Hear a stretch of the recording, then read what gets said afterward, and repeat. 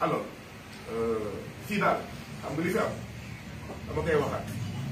le projet foofu laay daanele le projet sénégalais c'était un peuple un but une fois waaye nag Macky Sall en a fait deux peuples deux buts deux fois si c'est Karim Xrum Xax rey leen mu dee si c'est Clédor rey leen mu dee si c'est Cheikh Oumar Diagne rey leen mu dee si c'est xawma Dame Mbodj fu ngeen seen rey leen mu dee si c'est Guy Marius Sagna rey leen mu dee si c'est Karim Wade tëj leen ci kaso waaye doyul tëj leen ko à ciel ouvert au Qatar si c'est Khalifa Sall tëj leen ca kaso waaye si ce sont des gosses de riches impliqués dans la mort d'une fille ñu parler de drogue et tout ça ñu tëj leen dans une prison dorée ñu yore ay téléphone di def da leen neex au nom de quoi au nom de quoi nous on a justement vous êtes 5 à avoir été agressés par des policiers à Nianing c'était le 5 mai on était 5 également à être agressés 5 ñu ngi waaj a ñëw le 5 juillet 2 mois le 3 juin passé on nous a convoqués à la gendarmerie ba tey rien on n'a pas convoqué un seul de nos nervis identifiés leur nom leur numéro de téléphone donné à la gendarmerie lu tax may wax loolu c'est que faut pas être étonné que le même traitement soit réservé à ce dossier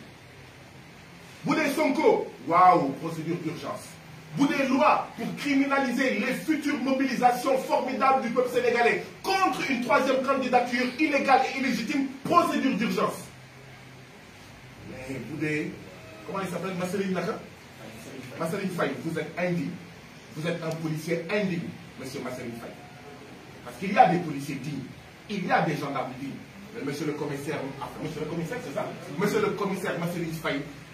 c'est ça vous êtes un commissaire indigne vous souillez et vous discréditez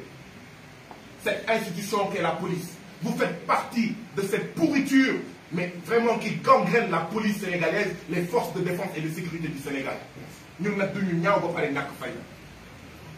c'est extrêmement grave et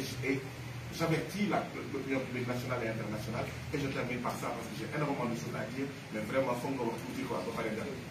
je vais terminer par un point depuis plus de 20 ans que je fais des gardes à vue que je suis victime d'arrestation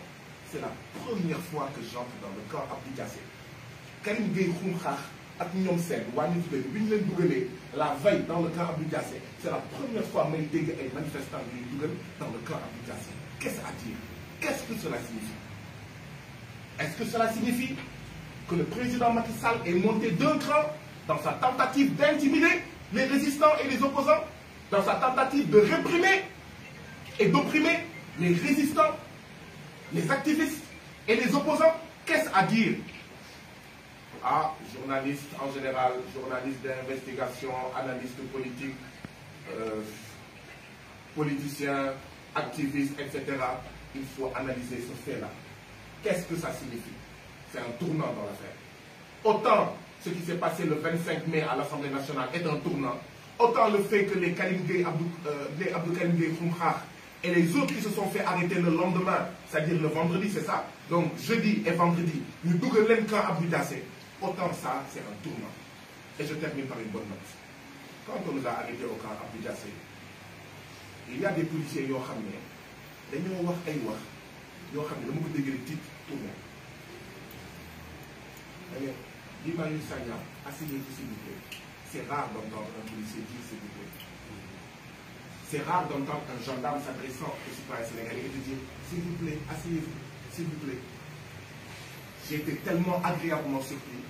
que je l'ai dit, respect et admiration à la fin. Parce que encore dans la police, encore dans la gendarmerie, dans l'armée, dans la douane, il y a encore des citoyens sénégalais, des policiers, des gendarmes dignes, et vous avez tout notre respect et notre admiration.